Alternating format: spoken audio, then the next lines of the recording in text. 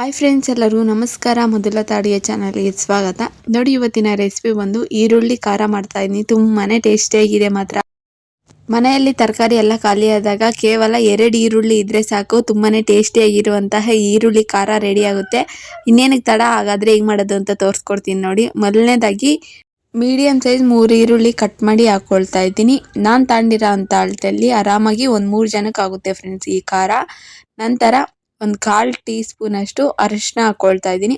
ನಂತರ ಒಂದು ಅರ್ಧ ಟೇಬಲ್ ಸ್ಪೂನ್ ಅಷ್ಟು ಜೀರಿಗೆ. ನಂತರ 1 ಟೇಬಲ್ ಸ್ಪೂನ್ ಅಷ್ಟು ಖಾರದ ಪುಡಿ. ನೀವು ಸ್ವಲ್ಪ ಖಾರ ಜಾಸ್ತಿ ತಿನ್ನಂಗಾದ್ರೆ ಇನ್ನು ಸ್ವಲ್ಪ ಜಾಸ್ತಿ ಹಾಕೊಳ್ಳಿ ಖಾರದ ಪುಡಿ. ನಂತರ ರುಚಿಗೆ ತಕ್ಕಷ್ಟು ಉಪ್ಪು. ನಾನು ತಗೊಂಡಿರೋ ಅಂತ ಅಳತೆ ಖಾರ ಕರೆಕ್ಟಾಗಿ ಆಗುತ್ತೆ ಫ್ರೆಂಡ್ಸ್. ಖಾರ ಜಾಸ್ತಿನೂ ಆಗೋದಿಲ್ಲ, ಕಡಿಮೆನೂ ಆಗೋದಿಲ್ಲ, ಲೈಟಾಗಿರುತ್ತೆ, ಚೆನ್ನಾಗಿರುತ್ತೆ. ನಂತರ ಹುಣಸೆ ನೆನೆಸಿಟ್ಟಿದ್ನಲ್ಲ, ಅದನ್ನು ಹಾಕ್ಕೊಂಡು ಸ್ವಲ್ಪ ನೀರು ಹಾಕಿ ನೈಸಾಗಿ ರುಬ್ಕೋಬೇಕು. ನೋಡ್ತಾ ಇರ್ಬೋದು, ಈ ಥರ ನೈಸಾಗಿದೆ. ನಂತರ ಗ್ಯಾಸಿನ ಮೇಲೆ ಒಂದು ಪಾತ್ರೆ ಬಿಸಿ ಇಟ್ಟಿದ್ರಿ. ಪಾತ್ರೆ ಬಿಸಿಯಾಗಿದ್ದಾದ್ಮೇಲೆ 1-2 ಟೇಬಲ್ ಸ್ಪೂನ್ ಅಷ್ಟು ಎಣ್ಣೆ ಹಾಕ್ಕೊಳ್ಳಿ. ನಂತರ ಎಣ್ಣೆ ಚೆನ್ನಾಗಿ ಬಿಸಿಯಾಗಿದ್ದಾದ್ಮೇಲೆ ಸಾಸಿವೆ ಜೀರಿಗೆ ಹಾಕ್ಕೊಳ್ತಾ ಇದ್ದೀನಿ. 1/4 ಟೇಬಲ್ ಸ್ಪೂನ್ ಅಷ್ಟು ಸಾಸಿವೆ ಜೀರಿಗೆ ಹಾಕ್ಕೊಳ್ತಾ ಇದ್ದೀನಿ. ನಿಮ್ಗೆ ಎಷ್ಟು ಬೇಕೋ ಅಷ್ಟು ಹಾಕ್ಕೊಳ್ಳಿ.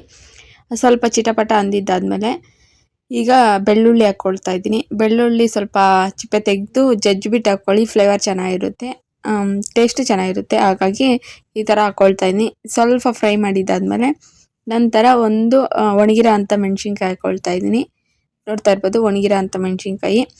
ನಂತರ ಹಸಿ ಕರ್ಬೇವಿನ ಸೊಪ್ಪು ಹಾಕ್ಕೊಳ್ತಾ ಇದ್ದೀನಿ. ನೋಡ್ತಾ ಇರ್ಬೋದು, ಇಷ್ಟನ್ನು ನೀಟಾಗೆಲ್ಲ ಫ್ರೈ ಮಾಡ್ಕೊಳ್ಳಿ. ಸ್ವಲ್ಪ ಕಲರ್ ಚೇಂಜ್ ಆಗಬೇಕು, ಕಪ್ಪಗೆ ಮಾಡ್ಕೋಬೇಡಿ, ಲೈಟಾಗಿ ಫ್ರೈ ಆಗಲಿ. ನೋಡ್ತಾ ಇರ್ಬೋದು, ಈ ಥರ ಆಗಿದೆ. ಇಷ್ಟ ಆದರೆ ಸಾಕು.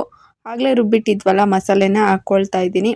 ಕಂಪ್ಲೀಟಾಗಿ ಹಾಕ್ಕೊಂಡು ಅದೇ ಜಾರೊಳಕ್ಕೆ ಸ್ವಲ್ಪ ನೀರು ಹಾಕ್ಕೊಂಬಿಟ್ಟು ಹಾಕ್ಕೊಳ್ಳಿ.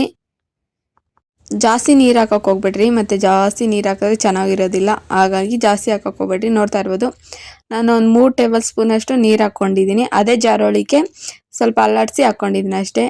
ಈಗ ಚೆನ್ನಾಗಿ ಫ್ರೈ ಆಗಬೇಕು. ಅದು ಈರುಳ್ಳಿ ಹಸಿದೆ ಹಾಕಿರ್ತೀವಲ್ಲ, ಹಸಿ ಸ್ಮೆಲ್ಲೆಲ್ಲ ಹೋಗಬೇಕು. ಹಾಗಾಗಿ 1-2 ನಿಮಿಷ ಚೆನ್ನಾಗಿ ಫ್ರೈ ಮಾಡ್ಕೊಳ್ಳಿ. ನೋಡ್ತಾ ಇರ್ಬೋದು, ಈಗ ಚೆನ್ನಾಗಿ ಕುದೀತಾ ಇದೆ, ಕಲರ್ ಚೇಂಜ್ ಆಗುತ್ತೆ. ಅದು ಅಲ್ಲಿವರೆಗೂ ನೀಟಾಗಿ ಫ್ರೈ ಮಾಡ್ಕೊಳ್ಳಿ.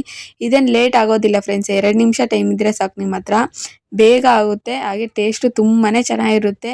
ನೀವು ಒಂದ್ಸಲಿ ಮಾಡಿ ಇದಕ್ಕೆ ಫಿದಾಗಿ ಹೋಗ್ತೀರಾ, ಆ ಥರ ಇರುತ್ತೆ ಟೇಸ್ಟ್ ಮಾತ್ರ. ನೋಡ್ತಾ ಇರ್ಬೋದು, ಇಷ್ಟ ಆಗಿದೆ. ಈಗ ಸರ್ವ್ ಮಾಡಿ ತೋರಿಸ್ತಾ ಇದ್ದೀನಿ ಯಾವ ಥರ ಇದೆ ಅಂತ. ತುಂಬಾ ಟೇಸ್ಟಿಯಾಗಿ ಬಂದಿದೆ ಮಾತ್ರ.